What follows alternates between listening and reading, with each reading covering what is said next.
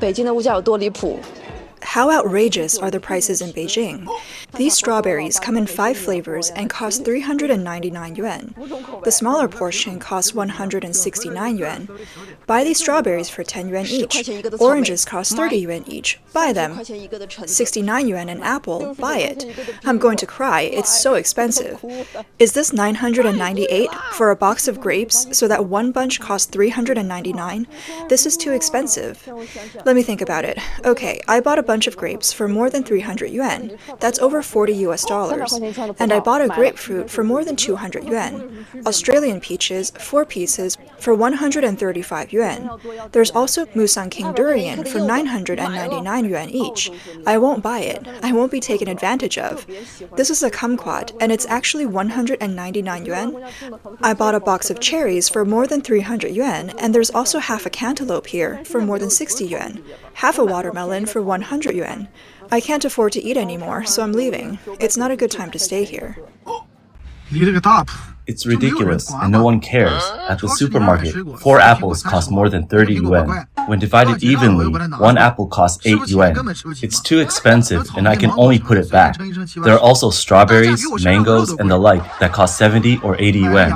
They want a pound of flesh. I want to buy toothpaste. A few years ago, I thought Yunnan Baiyao toothpaste was really expensive because one tube cost 25 yuan. Now, when you go to the supermarket, you will find that no matter whether it's a well-known brand or not, whether it's genuine or pirated, it's not less than that. 1990 for a tube of toothpaste? What's even more outrageous is the shampoo. A bottle of Head & Shoulders shampoo costs 80 to 90 yuan. Will it make me thinner or more handsome? There is another store that I dare not visit now. It gives me a headache just talking about it. It is a store that sells nuts. Roasted chestnuts are the cheapest item in their store. Others cost tens of dollars per caddy or hundreds per caddy. No matter what you're buying, you end up spending 500 to 600 yuan. Am I the only one who thinks these prices are expensive? There's got to be something wrong with these prices, right? We are a small 4th-tier city in Guangdong, and the prices have exploded here. I was very hungry this afternoon. When I wanted to buy a sandwich, I found that it cost 18 yuan. In my impression, egg tarts should only cost 2 or 3 yuan each, but now in ordinary stores, egg tarts sell for 5 or 6 each. And whether you're eating hot pot or barbecue, if you buy a plate of beef, it costs 35 yuan, even though it's a thin layer of meat over ice. Nowadays, all kinds of drinks cost 8 or 9 yuan a bottle. That day, I went out to eat with my friends and ordered a green tangerine juice. A 230 milliliter bottle actually cost 13 yuan. What's even more outrageous is the roasted sweet potato. A few years ago, a medium roasted sweet potato only cost 4 to 5 yuan. Now, as long as it is a medium to large potato, it costs almost 20 yuan. What's going on in the world? A friend who just returned to China from Japan was shocked by the prices in China. I've noticed that domestic prices are quite high. Earlier, while waiting for the bus at the station, the only dining option was Dico's, so I went in. I intended to buy a hamburger meal and charge my phone, but I didn't check the price beforehand and ended up paying 50 yuan for a hamburger, fries, and a Coke. That's equivalent to 1,000 yen, which can buy 2 similar McDonald's meals in Japan. It made me realize how expensive things are in China compared to Japan. Whether buying fruits or meals, it costs over 100 yuan, and it's hard to find a satisfying meal for less than that. Dining out could easily cost 200 to 300 yuan for 2 people, and 4 to 500 yuan for 3 or 4 people. The last time the 4 of us ate out, a hot pot meal cost over 700 yuan. It makes me wonder how people in China can afford such high prices. To comfortably afford such expenses, you need to earn around 40,000 to 50,000 yuan a month. If you compare the current prices in China with those a few years ago, or even half a year ago, you will find that the RMB has shrunk a lot without anyone noticing. Do you know what the purchasing power of 10,000 yuan is now? It's equivalent to 5,500 yuan in 2012, 2,700 yuan in 2008, 620 yuan in 1998, 63 yuan in 1988, and 7 yuan in 1978. So where do you think our money went? Why has purchasing power dropped so much? This situation is actually caused by inflation and currency devaluation. The entities of this money have not disappeared, but their value and purchasing power are declining. After the end of the zero-COVID policy, many anticipated an economic rebound in China. However, reality turns out to be the opposite. Despite Chinese authorities announcing a 5.2% GDP growth earlier this year, in dollar terms, China's economy has experienced its first negative growth in over 2 decades. In response to China's economic downturn, the government resorts to printing money. Consequently, although cash is made available, its value and purchasing power are diluted. This explains the inflation felt across various regions in China. The money in people's hands is worth less than ever before.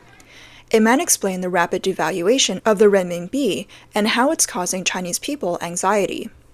I talked to my wife today and she said that in China, people are extremely eager to make money.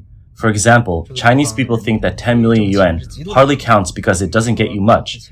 It seems that only people in China are so anxious. Then she asked me why this is happening. I say that Chinese people are very insecure. The most important reason is that the money in their hands will be diluted in various ways. He also pointed out that back in 2014 in Shenzhen, 300,000 yuan could get you a house worth 1 million yuan due to the 30% down payment requirement. At that time, an average price per square meter ranged from 20,000 to 30,000 yuan.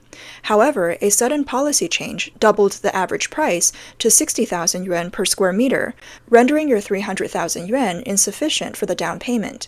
Consequently, the purchasing power of your 300,000 yuan is cut in half. Chinese people know there's no stability in the money supply. It's eroded by government actions like quantitative easing and asset inflation. These policies aim to extract funds from assets through stimuli to fuel development, constituting the macroeconomic regulation of the Chinese government.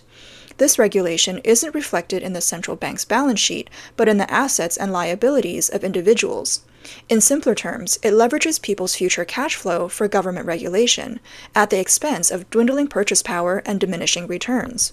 In this situation, the future value of the renminbi is pessimistic both domestically and internationally. There is speculation that, given this year's trend in the Chinese economy, the renminbi will depreciate even more severely, with the exchange rate against the US dollar possibly falling to above 1 to 20. Taiwanese macroeconomist Wu Jialong explained the reason for the speculation on Newtang Dynasty TV's Elite Forum program. He said that theoretically, the current exchange rate of the US dollar against the renminbi should exceed 1 to 20, approximately 1 to 22. This concept does not come from the currency exchange rate theory of capital flow, hot money movement, or international capital movement, but rather from the theory of purchasing power parity exchange rates, specifically the ratio of GDP to M2, the broad money supply. Gross domestic product, GDP, serves as the denominator, and the numerator is the M2 indicator of broad money supply. This ratio means how much is traded for 1 unit of GDP produced, which is the unit transaction price. Then the ratio of the unit transaction prices of the two countries is expressed as an exchange rate. Using the current benchmark exchange rate of 7.2 renminbi to 1 US dollar, the currency issued by China in 2023, when converted into US dollars, is approximately 40 trillion US dollars, whereas in the United States, it is 20 trillion US dollars. China's issuance is twice that of the United States. China's GDP in 2023, when converted into US dollars, is 17.8 trillion, while the US is 28 trillion, meaning China's GDP is 64% of that of the United States. China's money supply is twice that of the US, and its GDP is 0.64 of the US. Doing the calculation, taking 2 divided by 0.64 gives 3.125, which represents the change in the US-China economic competition in 2023. Then, multiplying the existing exchange rate of 7.2 by 3.125, the result is 22.5. This implies that theoretically, 1 US dollar can be exchanged for 22.5 renminbi. It is suspected that China's GDP is manipulated. If that's true, the renminbi depreciation may far exceed the 1 to 22 exchange rate. However, measuring the renminbi's depreciation using the theory of purchasing power is quite outdated because mainland China now has extensive capital controls and lacks exchange rate freedom. Coupled with tight government control over the economy, the value of this theory is greatly diminished in an economically unfree situation. This is why, theoretically, the renminbi could depreciate significantly, but in reality, the renminbi to dollar exchange rate has remained at 1 to 7.2 without significant declines. Guo Jun, the chief editor of the Epoch Times, also concurred with this perspective, stating, "This formula operates under ideal conditions where currency can be fully liberalized and the government does not intervene, allowing for unrestricted capital flow. However, most countries do not meet this ideal state. China in particular is an extreme case where government control is substantial. The more the government controls, the less applicable this formula becomes." However, she also mentioned that despite the significant disparity between theory and reality, the theory still matters because compared to over a decade ago, China's economic environment has seen considerable liberalization.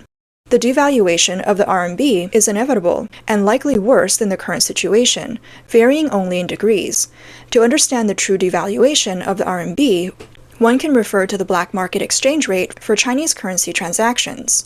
She cited the example of 1980, when the official exchange rate for the US dollar to renminbi was 1 to 2.5. However, the black market rate at the time was 6 renminbi, peaking at 12 renminbi. Given the similarity between the economic conditions then and now, the black market rate serves as a reference. Hong Kong residents often use the analogy of water to describe money. Water flows downhill, they say, suggesting that money will flow towards lower costs and risks. With China's increasing economic risks and higher asset costs, coupled with threats from unseen political factors, capital flight from China is becoming increasingly severe.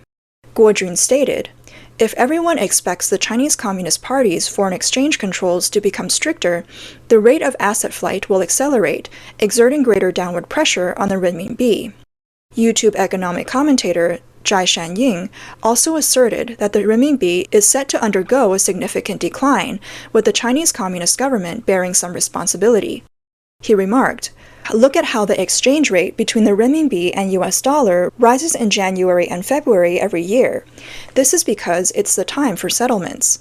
Trading begins in March, and that's when the renminbi starts to devalue. Following the yearly pattern, the current renminbi to dollar exchange rate is at its peak. 7.2 is the peak.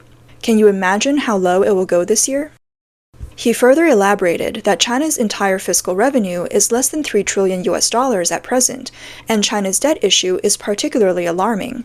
The CCP has essentially spent the money of the next 100 years, and now there is a need to fill the hole of over 200 trillion yuan. Currently, CCP-affiliated institutions are over-leveraged, leading the government to continuously print money, further devaluating the RMB. The devaluation of the renminbi not only impacts the Chinese market, but also has significant repercussions on the international market. Wu Jialong stated that firstly, the devaluation will cause deflation in Chinese exports. For other countries, items imported from China will become cheaper, increasing the competitive pressure on domestic products. Secondly, devaluation will create psychological expectation. If everyone anticipates the devaluation of the renminbi, this expectation will affect the movement of international capital. Investors will sell renminbi, thereby impacting the foreign exchange reserves of the People's Bank of China, PBOC. At this point, the PBOC will have two options. One is to defend the exchange rate by throwing out foreign exchange reserves to prevent devaluation.